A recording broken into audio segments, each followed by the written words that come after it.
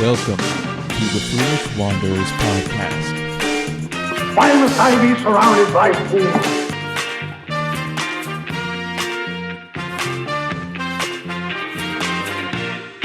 Welcome, Wanderer. Hey Wanderers, welcome back to the Foolish Wanderers podcast, the podcast about everything and anything. So today we're talking about some of the strangest transcriptions from NASA missions. So mostly Apollo missions, but there's also one Gemini mission. And it's just, we're talking about some of like the weird like conversations the astronauts had. Some of them, one of them at the end is kind of creepy, but we'll get to that. Did they find crabs in space? I didn't research that, but do you want me to look it up quick? No. Okay. I think it's just from a movie. Yeah, that makes sense. Okay. Like one of like those really cheap movie, like the really bad horror at like space movies from the 50s. Like the what was it? It's like, isn't it giant squids or giant crabs from outer space? Oh, that could be one. I was thinking more of like, wasn't it like Evil Tomatoes or something like that? Like Attack of the Killer Tomatoes. Yeah, that's from the 80s. That's like making fun of those movies that are so bad from the 50s and stuff. Yeah, or the 60s. The Rubber. Have you seen the one about the exploding psychic tire? I don't. Maybe it should, is that the one where the car tires fly down the hill and kill people if they get hit or something? I think I've seen clips from it and I was like, this is just too much for me. I think it's on Netflix. At least it used to be. I'm pretty sure. One of my favorite ones, and Mr. Kendra's as well, is Killer Clowns from Outer Space. I don't think I'd like that at all.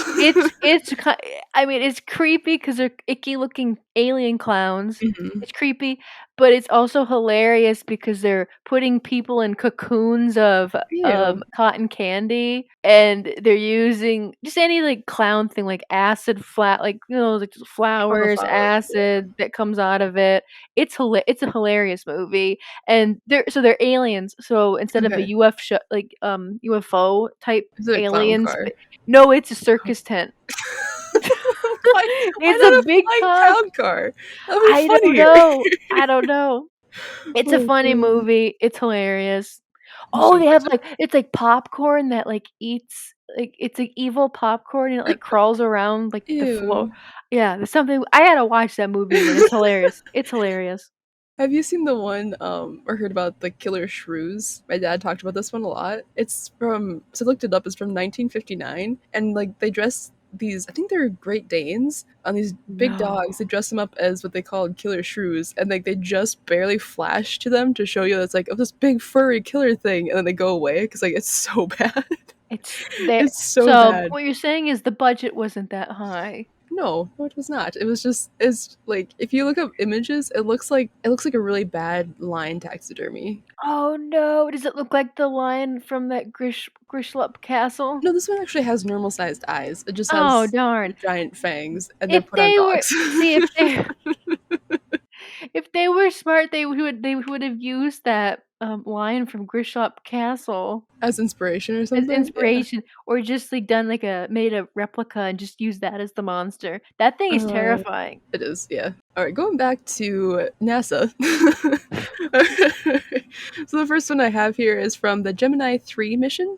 So I'm going to explain a little bit about the history of this one and all of the missions. So Gemini 3 was the first crewed mission in NASA's Gemini program. March 23rd, 1965, astronauts Gus Grissom and John Young flew 3 low Earth orbits in their spacecraft, which they nicknamed Molly Brown. Why Molly Brown? I don't know. Is that like a reference to the unsinkable Molly Brown, the woman that survived the Titanic, and then maybe like a few other, maybe it was one more shipwreck? Let me Google that. I'm not sure. I think there's like a musical I had to go see because somebody that I knew was in it. I had to go see it. Yeah. There's like a whole transcript here, like a whole interview. There's no like real answer. There never is. I bet it probably is. It is. Is it? Okay. Yep. So the Gemini 3 is named for the unsinkable Molly Brown. So that is it is a Broadway show, but I wasn't a fan. It was not my cup of tea. Yeah. So they named it after her. Okay. All right. That's a fun fact that we didn't need to know. I just got distracted. This might help you in Jeopardy. Hey, there you go. Right. So Grisham and Young had several experiments to conduct during their 4-hour journey. One of Young's assignments was to test out the space food. And then, as Gus Grisham described it to Life magazine in 1965, the meals that they took along came in plastic bags, and we had to insert a water gun into the bag and squirt liquid inside to reconstitute them, which normal, Okay. that's what like Yeah. astronaut food is now. Or Mhm. like hiking food, like dehydrated food. Yep. I've had the dehydrated ice cream, like That's so astronaut good. ice cream. I love love it. that. It was It's so great. good. I want to get a freeze dryer. Yeah, I want to get You one can of do those. that with Yeah, the to make ice ice cream? cream. It's a Can whole you do trend now. that? Yeah, It like is? yeah, if you look up like freeze dried candy, it's a whole thing, and that's what like people have been using it to like make backpacking food and stuff. Otherwise, Oh, like I would just do ice cream. oh, so good. That's how you get like Lucky Charms marshmallows. You put marshmallows in it, like it's that crunchy texture. I didn't know that. Yeah, that's how they make them. Oh wow. Fun Learn fact. learn something new every day. We're learning quite a few things today. Yeah, so the sanctioned meal packages included a freeze-dried entree, vegetable, drink, and dessert, protected with a 4-ply laminated film coating. Young wasn't interested in the freeze-dried food, so he actually brought something else along with him. He said later he admitted to Life magazine, "I hid a sandwich in my spacesuit." What? And I don't How did remember. he do they have pockets? I think he just. I don't. Where did he put the sandwich, Katrina? Where did he put the Yeah, how sandwich? do you want to know? No, I don't want to know. I think, if I remember correctly, I think he said they had like one of his friends or something like in the station. They went down the street to get like one of the Reuben places near the headquarters and got him Okay. like a sandwich and brought it to him like just before they were about to take off. So he must have just put Yeah. it like right inside like the zipper. Like there must be a pocket in there, right, to keep it there. Oh Lord. But here's the transcription. Do you want to help me act out this? Okay, yeah. Okay, so do you want me Grisham or Young? I'll pick Grisham. Okay, sounds good. Go ahead. What is it? Corned beef sandwich. Where did that come from? I brought it with me. Let's see how it tastes. It smells, doesn't it? Yes, it's breaking up. Is it? I'm going to stick it in my pocket. It was a thought anyway. Yep. Not a very good one. Pretty good though, if it would just would held together. Want some chicken leg? No, you can handle that. That's the transcript. That's a transcript, yeah, but that's like what they caught. Yeah, that's how they know that he snuck a corned beef sandwich into space. Oh no. And now there's actually what museum? There's a museum that encased a replica Reuben sandwich in resin, so now is immortalized. Oh, in it's a museum. okay. It's not the real one because he ate it. But No, a replica. yeah, he ate it. All right. I've seen the trend where they'll do like right now it's like a hot dog on Reddit. Somebody put a Okay. hot dog with all the toppings and stuff encased in resin. Oh, And yeah. every like 3 months or so they'll do an update That's so to see how gross. it's breaking down. Oh, it's disgusting. But I think it's interesting that somebody wanted to do that. Fair enough. Yeah, see what Mhm. happens. Yeah, Mhm. someone put ice in resin. So that one's kind of cool because it's like That liquid. sounds cool. Yeah, It's sounds cool. liquid. Like food is just like disgusting to Yeah, me, but yeah. liquid would be like ice would be cool. I suppose like it'd be interesting to see like if it actually got moldy or anything, or if it just would like Ugh. decompose or like stay the same. That's probably why they did it. Mhm. But anyways, so fun fact resulting from the crumbs from his sandwich. Now NASA, instead of using like breads because the crumbs will float away and like get into important technology and stuff, they actually use tortillas instead because they don't have as many crumbs. So instead of bread, they use tortillas. Oh. Flour tortillas or corn? I don't know for sure. I think I've seen flour. Probably flour. Yeah, yeah. I like the corn ones better. You should put up a. If you ever go into space, you need to send in a complaint. Okay, so the next one I have is Apollo 16. So Apollo 16 was the 10th crewed mission from the U.S. Apollo space program. It was administered by NASA and the 5th and next to last to land on the moon. So the crew members were Commander John Young, so again from Gemini 3. Mhm. Yep. Command module pilot Ken Mattingly, and lunar modular pilot Charles Duke Jr. So during Apollo 15, the crew, so the one before, the crew experienced irregular heartbeats that, yeah, that the flight surgeon determined were related to a potassium deficiency, which, yeah, makes sense. Need to eat more bananas. Yeah, actually, bananas aren't that high in potassium. They're not? No, they market it that way because it's almost only like way they can market it. So like, it tastes okay. It has a little bit of potassium. Let's say that, you know. What? Yeah, there's actually a lot more fruits and vegetables that have better potassium levels than bananas. Oh. Yeah. You're learning a whole bunch of fun facts I today. am. So then, to eliminate the problem, the Apollo 16 crew went to the moon with fruit and potassium-fortified fruit drinks. So, like, overloaded with potassium. Not Okay. overloaded, but, like, a lot more. They OD'd on potassium. Is that possible? I think you can OD on vitamins. You can, not OD, like die, but Yeah, you get can have sick. too much vitamins, you'll get sick, hair will fall out, stuff Ugh. like that. Moving on. So while padding around the moon, Commander John Young shared with lunar modular pilot Charlie Duke an unfortunate side effect of this diet. And while he was saying this, he didn't realize that his mic was on, broadcasting it to Earth. So do you want to be Duke or Young? I will be Duke. Okay, so I'm Young. I have the farts again. I got them again. No. Astronauts are supposed to be classy. Oh, you read through some of these and they're Astronauts are supposed to be classy even when they poop within those fan toilets. They're supposed to be classy then. Oh, it gets worse. Okay. No. Anyways, going back to this one. Okay. I got him again, Charlie. I don't know what the hell gives him to me. I think it's acid stomach. I really do. It probably is. I mean, I haven't eaten this much citrus fruit for 20 years. And I'll tell you one more thing. In another 12 effing days, I ain't ever eaten anymore. If they offer to supplement me potassium with my breakfast, I'm gonna throw up. I like an occasional orange. I really do. But I'll be darned if I'm gonna be buried in oranges. No. So, NASA didn't remove the exchange, like when they released all these transcripts, but the public affairs did clean it up. So when the transcript was released, the word farts was replaced by gas, and the word fucking was removed entirely. So I just bleeped it out, which, gives it class, Yep.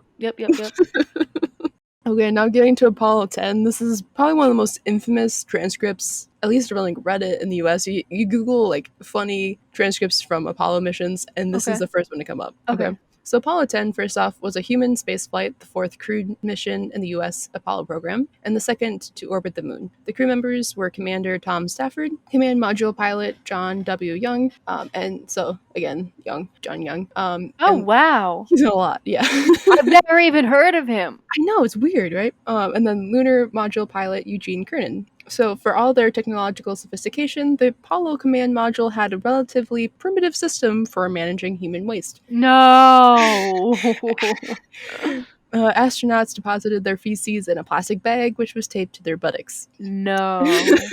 Okay, so there's 3 people here talking. So Stafford, Young, and Cernan. How do you want to split this up? Who do you want to be? Stafford, Too Young, many and names. I don't have my highlighter. I guess I'll be Stafford, I guess. Be Stafford. Okay, so for Young, I'll use like a deeper voice, and Cernan will be a little bit higher. Ooh, So all right. I can't wait to listen to this. It'll be interesting. Here we go. I just have to remember who I am. Yeah. Yep. Okay. Oh, who did it? Who did what? What? Who did it? Where'd that come from? Give me a napkin quick. There's a turd floating through the air. No. No. I didn't do it. It ain't none of mine. Oh, no. I don't think it's one of mine. Okay, keep it together, Kendra. Be horrible on SNL. Oh, I'd be awful. Mine was a little more sticky than that. Throw that away.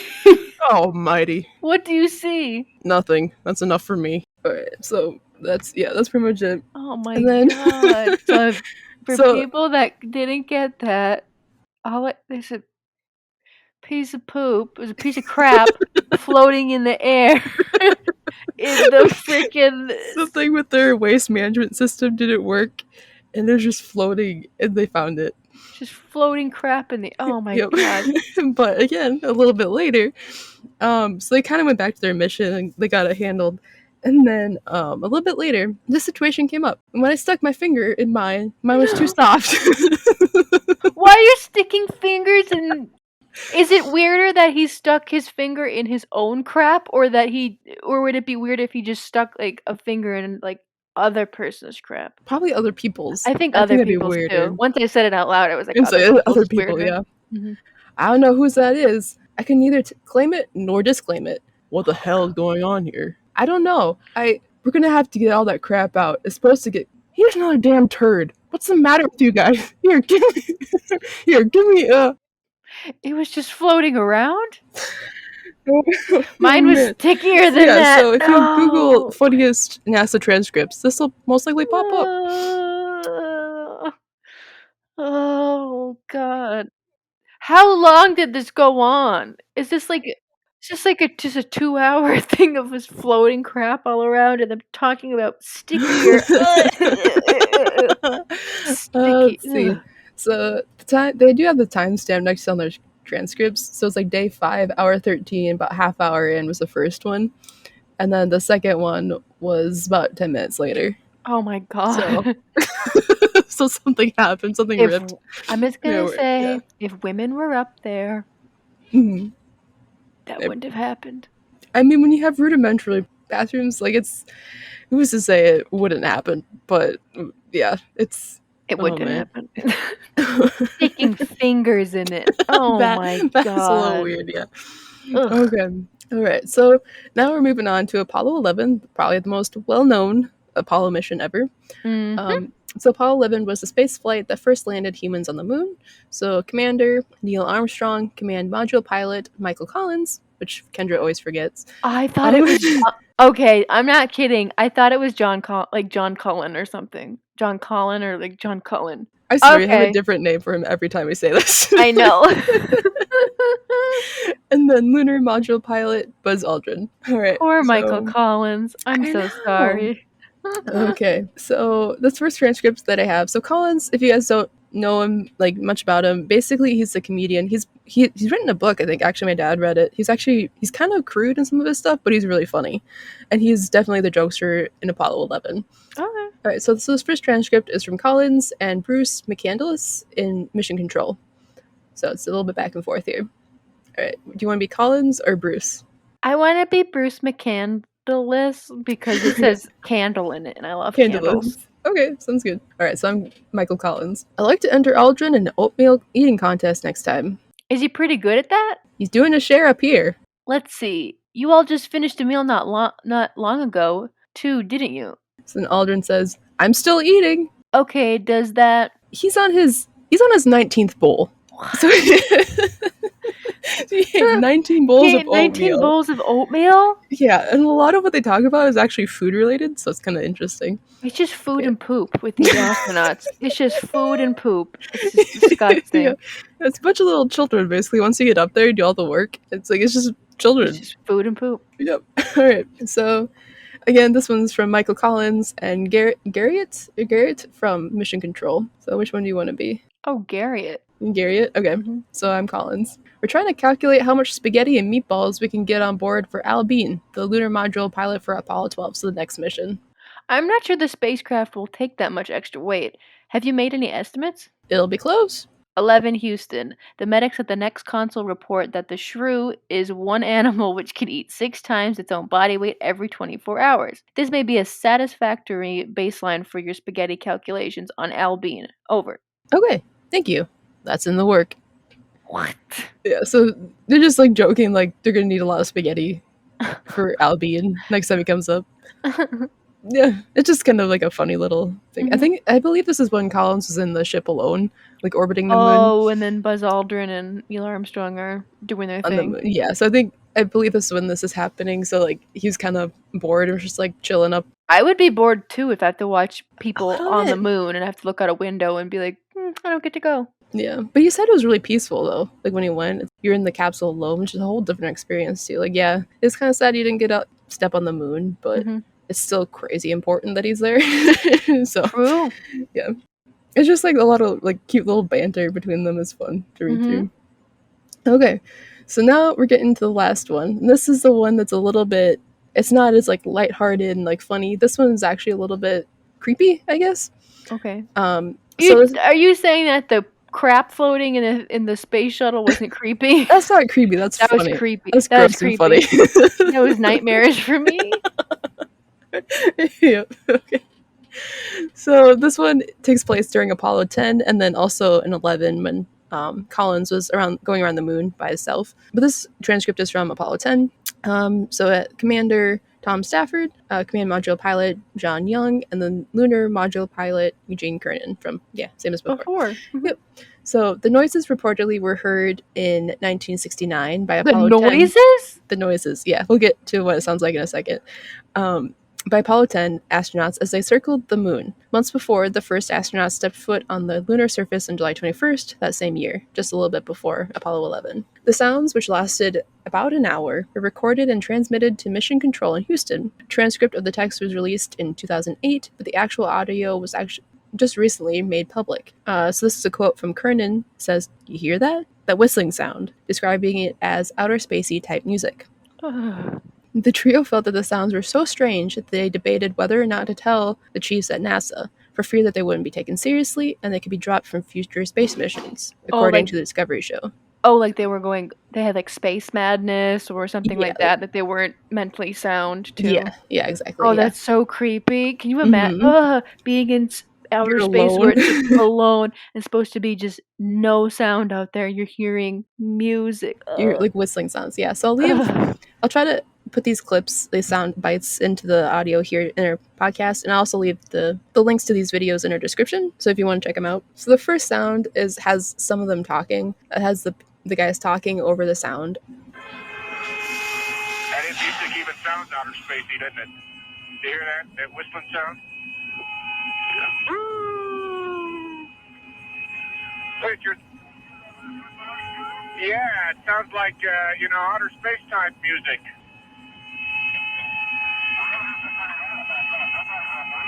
No.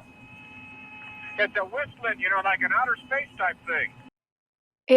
It honestly sounds like, it doesn't sound like whistling. It sounded more like a siren to me. Or like a wailing. I don't know. Yeah, it's more like a wailing sound, yeah. It was creepy. This is what the transcripts were saying. So there's Stafford and Kernan mostly talking, a little bit of Young. So who do you want to be? I'll be Stafford. Just Stafford? Okay. All right, so it starts a little bit before the way this clip started, but okay, go ahead. You want some more brownies? No. Go hungry. What? Did it get cut out? I just thought it was funny. It's just like before this whistling started, they're just like talking about brownies. Want some more brownies? No. Go hungry. I just thought it was funny. Right. Oh, yeah. So again, Kernan will be a little bit higher, then I'll try to make Young a little bit lower. Anyways, okay. That music even sounds outer spacey, doesn't it? You hear that? That whistling sound? Yes. Ooh. Did you hear that whistling sound too? Yeah, sounds like, like outer spacey type music. I wonder what it is. Hey Tom, is your insulation all burned off here? On the front side of your window over there? Yes. Mine's all burned off. Isn't that weird? Eerie, John? Yeah, I got it too. And see who was outside. You mark that set of features, Gino. I'm going to fix us some grape juice, okay? I love it, just like food. Grape juice? It's always food! I love that they're not really like freaking out about the noise at all. They're just like, sounds like space type music, and they go back straight. They go like right back to food. Food. Yeah. So a little bit later, it's like Kernan and Young. They kind of mention it again. Kernan says, "Boy, that sure is weird music. We're gonna have to find out about that. Nobody will believe us." Yeah, it's a whistling. Like an outer spacey type thing. So they keep going back to it. So like they said, like it lasted for about an hour. So it wasn't just like a quick. Like a quick little blip. It lasted an hour. Yeah. It's kind of annoying if you listen to it. It's like after a while, it's like, sounds it sounds like a siren. Yeah, it does. Yeah, like a warning siren. Yeah. So what was it? The second clip, the second link that I'll have, it sounds more. So this is more sounds of space. So I don't know exactly if this is what they heard, because it sounds more like a whale. Because I've heard some of the people describe that transcript as like talking about whale music, like sounds of music, and this second clip sounds more of what I would imagine. The first one was more like a whale, like a siren, like a single note. This one's more of like, sounds like a whale from the ocean.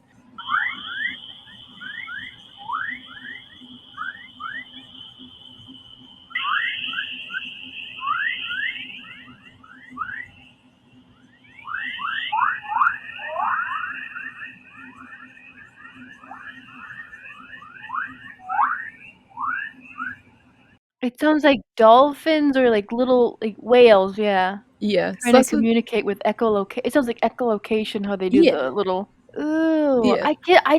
This is why I'm not an astronaut. I would just, if I heard that, I would just freak out and I couldn't talk about food. No brownies will help me. Mm-hmm. Yeah, so what they say, like the second clip is the radio waves within Earth's magnetosphere. So What NASA does says, that mean? okay, so we'll kind of go into it a little bit. Okay, so NASA says that the sounds could not have been alien music, which I Or don't know they how could they. have. How did they? I mean, that means that they know what alien music sounds like. Yeah, it could be. That's Yeah, what it sounds it's like like to it's not me. alien music. That's something different. Mhm. How do you know? Anyways, so an engineer from the U.S. Space Agency said that the noises likely came from interference caused by radios that were close to each other in the lunar module and the command module. So, like when they were separate, the guys were on the moon and the guys on the ship, something was different. Okay. Something that was like messing with the radio waves. And then astronaut Al Worden, who flew up in Apollo 15, disputed that explanation, saying that logic tells me that if there's something recorded on there, then there was something there. And then Michael Collins from Apollo 11. Mhm. The one I always forget. Yeah, yep. Who became the first person to fly around the far side of the moon by himself while Buzz Aldrin and Neil Armstrong were walking on the surface, said that he also heard an eerie woo woo sound, but accepted the explanation of radio interference. Okay. In fact, he'd been warned about ahead of time. And he wrote in his book, Carrying the Fire and Astronauts' Journeys, he said that had I not been warned about it, it would have scared the hell out of me. Fortunately, the radio technicians had a ready explanation for it. It was interference between the lunar modules and command modules, VHF radios. Okay. So it could be that, but it's also kind of like, it does make sense, right? That's like maybe like something to do with magnetic pull or like kind of like Yeah. radio waves, something. But yeah, I'd agree. Like if I was up there, even with like a couple other people, it'd freak me out. It freaked me out. Because like you can't really see that far away from you, so it's like you don't know what's out there, right? Like something could be making these noises. It could be like just like a thing like, oh, it's radios. We don't know technically what it is, but we're gonna say that so you don't freak out. It could be that too, because like again, I guess if I was the base command or whatever they call it, mhm. I would definitely say anything to not make them freak out. I'd be like, oh yeah. Especially when they're like so far away and you're like, it's such a technical thing to get them back to Earth, and you want to like keep them calm. Yep. I don't know. It's take what you want from that, I guess. Mhm. It could be radio Alien waves music. or alien whales. Yeah. But yeah, so if you take anything from transcripts from astronauts, mostly food. And poop. Food and poop. Mhm. Yep. Did you hear about the civilian astronauts going up into space for the first time the other day? No. Yeah, it was like was it For what? SpaceX. SpaceX? Oh, Elon Musk's company. Yeah, I believe that's what it Okay. was. So this is written on the 15th, September 15th. It says from NBC News, 4 private citizens are set to launch into orbit Wednesday in what will be the first mission to space without any professional astronauts on board. Oh my gosh. Yeah. So the all-civilian crew will ride to space aboard a rocket and capsule developed by SpaceX. Elon Musk. Yep. The mission, dubbed Inspiration 4, is just the latest milestone of flight, in which has been a busy year for private spaceflight companies. Which, yeah, because like they didn't go up that long ago, right? Like Jeff Elon, Bezos. yeah, like they. Elon hasn't been up there. Jeff Bezos and Richard, I think it's Sir Richard Branson, but anyway, Richard, the Virgin Galactic guy. Yeah. He was the first one, and then Jeff Bezos followed along with his creepy cowboy hat and his villainous laugh. Weird. That was really weird. I just always picture Jeff Bezos as the what was that? The little like short novel. I can't remember, The Most Dangerous Game, where it was the billionaire who has the island, lives on the island, and then hunts people. That's a creepy book. It's creepy, but I just picture Jeff Bezos doing that on the weekends with his creepy laugh and his cowboy hat. I think the laugh and the smile. I think that's what gets me. It's like, I don't know. I think it's like him like steroided up and then full of Botox and everything else, and his cowboy hat creeps me out. Oh man, he is jacked. Is he now? Yeah, I haven't seen recent photos. I guess jacked. of him, but oh man, yeah. So I think that the SpaceX launch. There's 4 people. There was billionaire Jared Isaacman. I feel like they're all billionaires up there. Yeah, honestly, it's just the new thing to do. Yeah. Haley, I'm so sorry, I don't know how to pronounce her name. Arcanel? Oh, maybe it's Arcanel, a bone cancer survivor who now works as a physician assistant at St. Jude Children's Hospital. Oh, that's kind of cool. Okay. Yeah. I like to see normal people. Yeah, exactly. Yep. And then a Chris Szymborski, 42-year-old Air Force veteran and All right. aerospace data engineer. Okay, cool. And then Sam Proctor, a genoscientist and licensed pilot. So that's the 4 people that went. So Neat. I had no yeah. idea about that actually. You don't watch the news, do you? You don't really have cable TV? I mean, I Or, like, read it's not I cable. read headlines and I read the local newspaper, Mhm. stuff like that, but I don't know. Okay. The whole billionaire, jaunt in space doesn't really tickle my bones. Yeah, no, fair enough. Yep. Mhm. I don't know, Katrina. Rich people are weird. Once you get all that money and you're surrounded by yes men and every door is open for you, you kind of get weird. Yeah, Just fair like enough. actor Michael Caine. Oh, no. Okay. What's So wrong with him? Michael Caine says he spent 8 years trying to not to blink. How does eyes not shrivel and become raisins? I mean, I don't think he didn't succeed, obviously, but so I saw this article on IndieWire. So here we go. So Michael Caine, who I think most people know who he is. I think younger people would know plays Alfred in the Oh, Christian Bale Batman. Batman? Yep, Oh, okay. those movies. So I think that's how younger people would know him. Otherwise, he's in like Inception, and I can't. That's all I can think of right now off the top of my head. So you're one of So the it's younger like people two. as Yeah, well. I'm one of the younger people. So he took method. So Michael Caine took method acting to a whole new level when he revealed in an interview that he tried not to blink for 8 years because of something he read in an acting book. So the Oscar winner, who's known for Hannah and Her Sisters and the Cider House Rules, he confessed that he attempted not to blink because he thought it would make his performances more mesmerizing on screen. I don't know. Oh, That'd be so creepy to me, but so it's like it's just when he's acting, or is it like every like in his normal like, oh, I'm going to bed, not gonna blink. we'll get into it. I think it's the Oh, okay. second one. Oh So no. he said, so he's this was with the book. So the tip was from the book Teach Yourself Acting. He said, "One thing that stuck in my mind was don't blink. You must never blink." So for the next 8 years, I walked around trying not to blink. People around me, my mother and everybody, thought I had gone nuts. They thought I was a psychopath. I used to frighten the life out of people. He said that while he's resumed blinking, thank God, in real life, he still never blinks while shooting a scene. So apparently the choice earned him the name Snake Eyes. So on shoots, on sets and stuff, I guess people call him Snake Eyes because he's Okay. creepy and doesn't blink in a scene. Oh.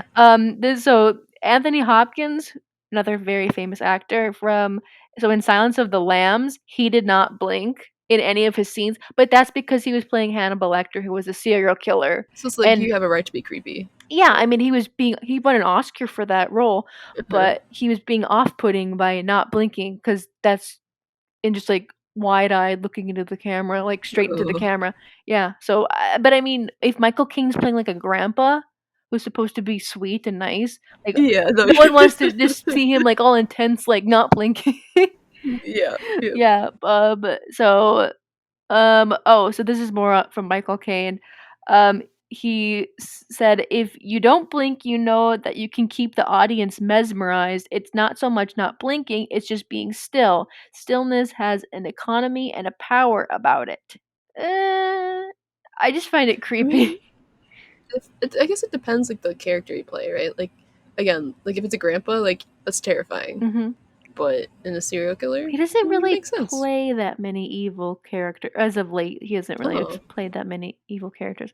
Anyway, I thought that was just a funny, weird, like, um, actors are really weird people sort of article. yeah. Hmm. I mean, you kind of have to be right to put yourself in those Oh characters. yeah, to really become a Yeah, character, definitely. yeah, I don't know. Method acting is really intense. hmm, One of yeah, like the a lot of people are method actors or really good actors, like Daniel Day Lewis. He yeah. he was really well known for getting really into method acting. For what was it? Gangs of New York, he played a butcher, but sort of like a side butcher as like mobster, and he went to like Argentina and learned the art of like really artisan butching. Oh Yeah, wow, is it that's cool. butching? I I don't don't know. know. No.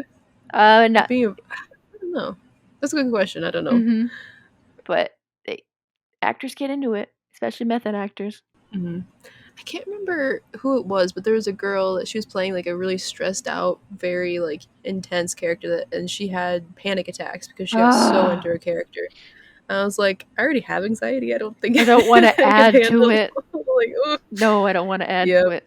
I'm pretty sure I've heard that too. Like some actors, they really get into their characters. So even like after their movie's done, they're so still involved with it that it like messes them up for years. It's crazy. Oh, here's another one. So, The Boxer was a film in 1997 that Daniel Day-Lewis was in, Okay. and so to prepare for the role, he reportedly trained for 3 years to get into the proper headspace of a boxer.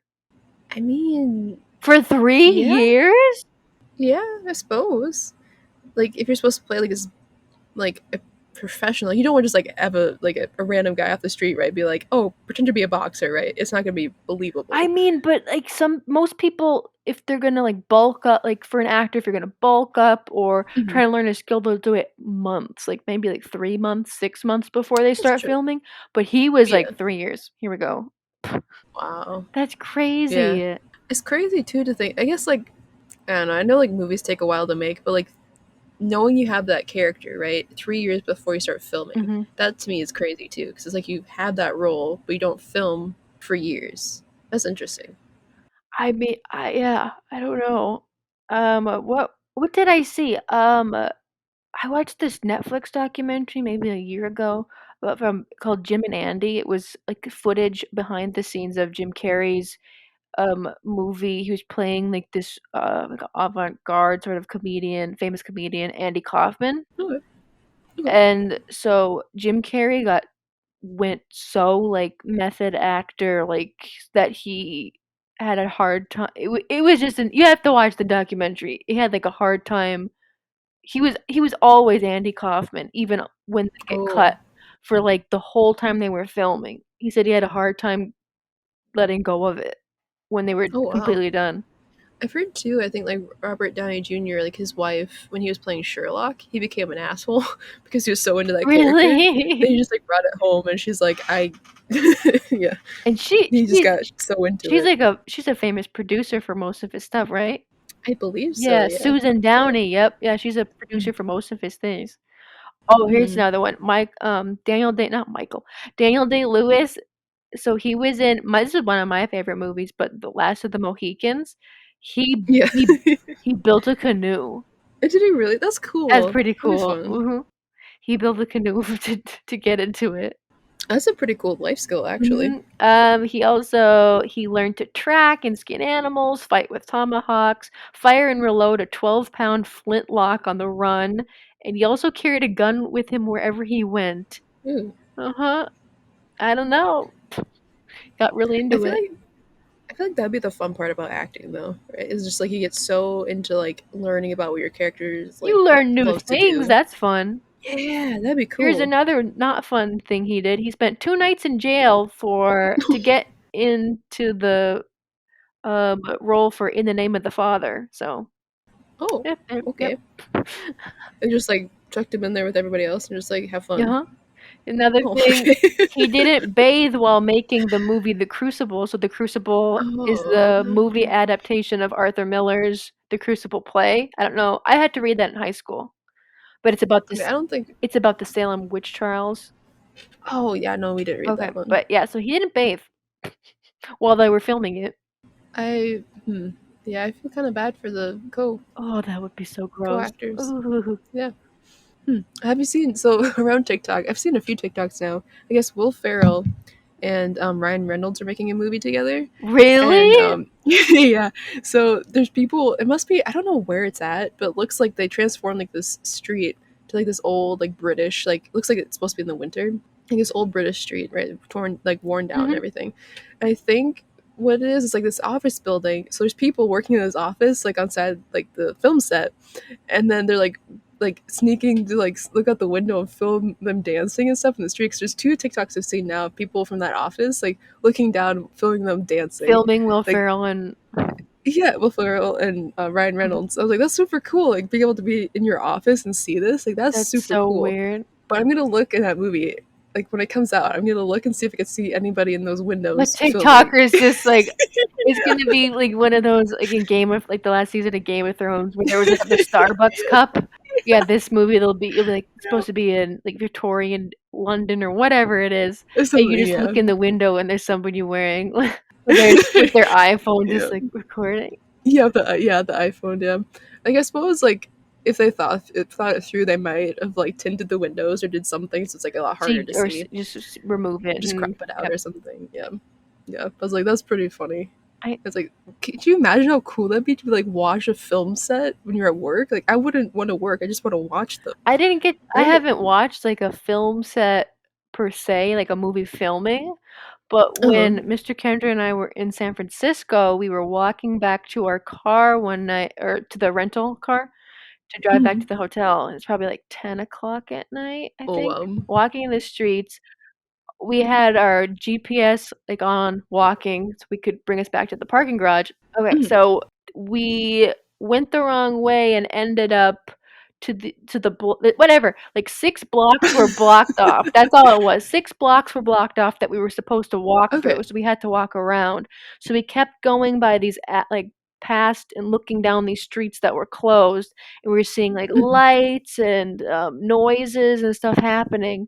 I was like, I'm like, they have to be filming something. They have to be filming something like a movie. Maybe it's an accident. I don't know. But there weren't any police people blocking it off. It was just like people, just like gates and fences blocking off the way, and some people in dark clothes sort of standing in front, so not letting people through.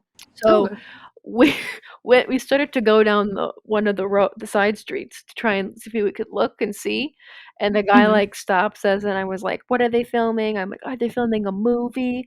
I'm like, oh, and then I remembered seeing pictures of Keanu Reeves filming the new Matrix movie in San Francisco, like doing day shoots of it. So I asked the guy, because the guy wasn't talking, I'm like, are they filming the Matrix? I'm like, is Keanu over there? And he didn't say anything, and he just put like his finger to his lips like, shh. And I was like, I knew it! It's the Matrix! And then he walked away. That's cool. So I think we saw we saw lights and like a speed chase sort of happening in the distance of them filming the Matrix, the new one maybe. Oh wow. But that's cool. So I didn't get to see like Ryan Reynolds and Will Ferrell dancing. But that's cool. Oh wow. I suppose like people like in LA probably are used to it, but it's like us Midwesterners, we're you not never see used it. to it. So it's like no, it's pretty cool. I got excited. I remember once I was in Chicago and we were at the hotel, whatever. We had the TV on in the morning for the news, and the news lady was like, they're gonna be doing a flyover helicopter shot to do a scenic shot for the new Batman movie. I was like, awesome, cool. Even though it's just like a scenic shot overhead of the city. You're like, they won't see me, but could you imagine if you knew that was happening and you had your apartment door window open? Oh, just had like I love Batman or something. They would, in there. yeah, it'd be fun. They would totally like. Or no, I love Spider-Man or Iron Man. Put that in there. I love Marvel. No, that'd be funny. It wouldn't block it off, but it'd be funny.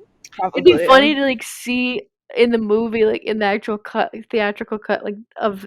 Like, oh, that's my apartment, but you see your apartment building, you're like, where's my sign? Where's my sign? And it's just gone because they've like you just like erase it out. We're like, yeah, that'd be funny.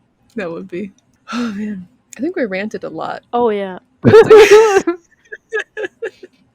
Alright guys, thank you so much for listening to another Foolish Wanderers podcast. If you have any suggestions or comments on like future episodes or this episode, please send us an email at fwplisteners@gmail.com. And then if you want to see companion photos that we have for pretty much every episode, check out our Instagram at Foolish Wanderers Podcast. And also check out our YouTube channel where we upload all of our episodes. Like, subscribe, comment, share it to this with your friends. And we have new episodes every single Wednesday on wherever you get your podcasts from. Yes. All right. Thank you so much for listening. We'll see you guys next time. Bye.